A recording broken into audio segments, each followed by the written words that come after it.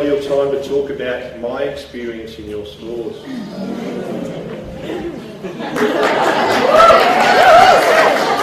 was going to say, where's the positive attitude? Something's changed. Look, I visited many stores in Victoria as well as other states, and comparatively, and because we've got a camera rolling, Victoria was definitely by far the best. Yeah. Look, again, I had mixed experiences. There were some stores that the actual set, the layout of the store, the way staff were interacting with customers and all that, I had no idea how good some of your people are. I was really blown away. And then I went to certain stores that I couldn't believe of some staff that are just totally not customer focused at all. And I'm not going to harp on it, but there were some things where I remember standing in one particular store up against looking at some shelves in regards to some of the stock that was on those shelves. And this staff member was putting out new stock, and it wasn't garments or anything like that, it was actually hard goods. And this staff member actually stood between me and the shelving, pushed their way through to actually put another item on the shelf, and made me step back to allow that person to put something on the shelf.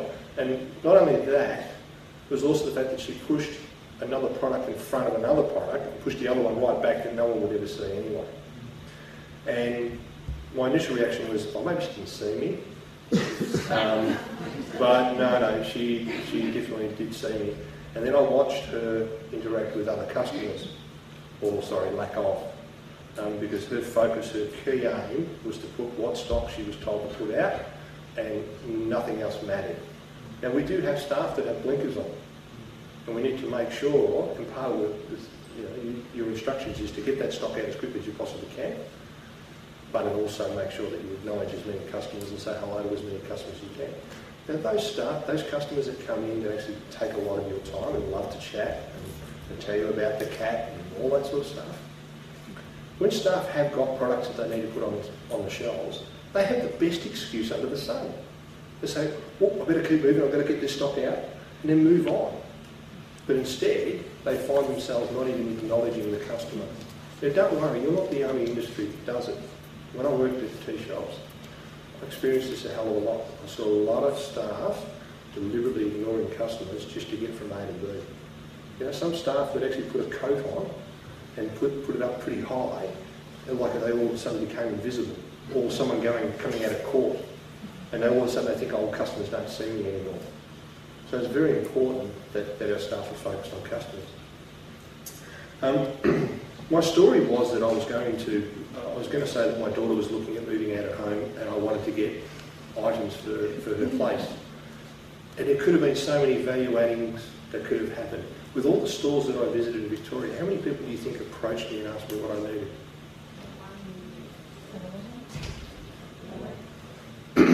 The worst experience I had in one particular store, I dress up in different outfits, and not what you were suggesting earlier on today, but I do wear different clothing just to sneak under the radar, because if someone came in a suit, you'd probably say, well, you know, what's that person actually doing here? You may not. If you don't, that's great. But I had one of the most filthiest looks from a staff member who looked me up and down, and their body language was, what do you want? And I've never ever had that experience. Now, on the flip side to that, I saw some exceptional customer service. I saw staff showing customers certain stock, furniture, certain clothing, telling the person now what we can add to this particular dress. Over here we've got our handbags. So I've seen the mix right across the board. But the key to being managers of the business is you need to be watching your staff as much as you possibly can and talking to them about their interaction with customers. It's very, very important. Some of the other things that I also bought some stuff from some stores. It was such a bargain, I couldn't say no.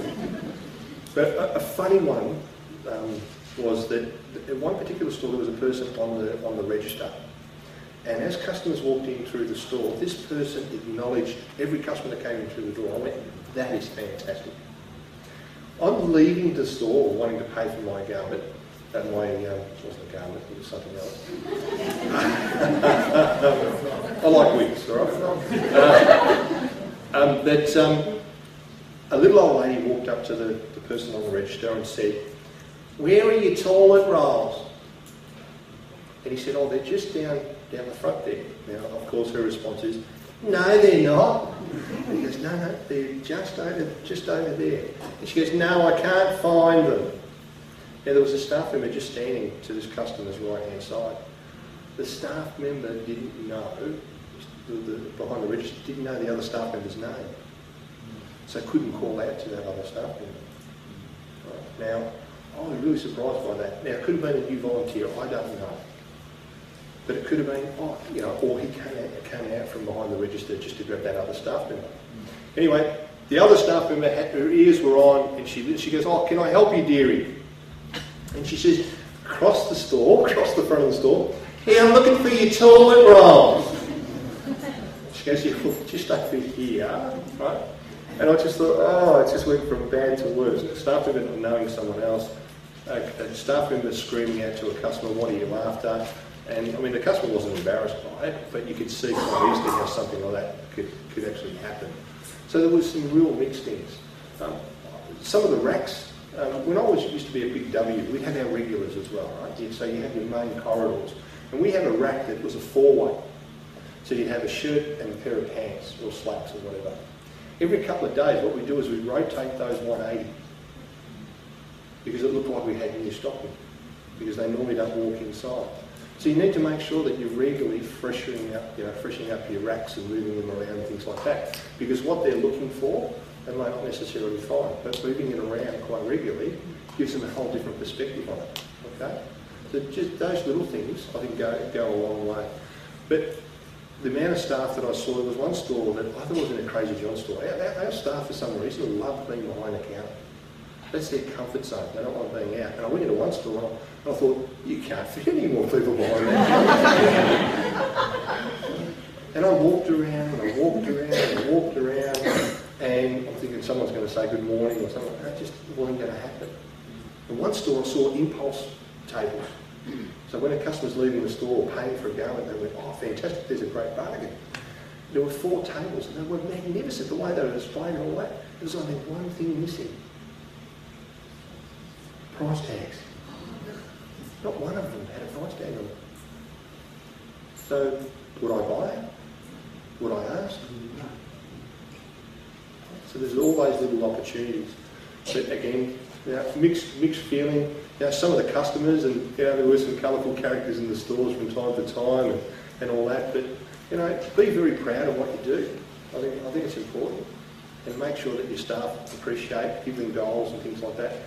But the customer is number one. We said right at the start, the effort factor. You put so much effort in that customer walking through the door, right from the word go. It's amazing what people are going to buy from you. Yeah?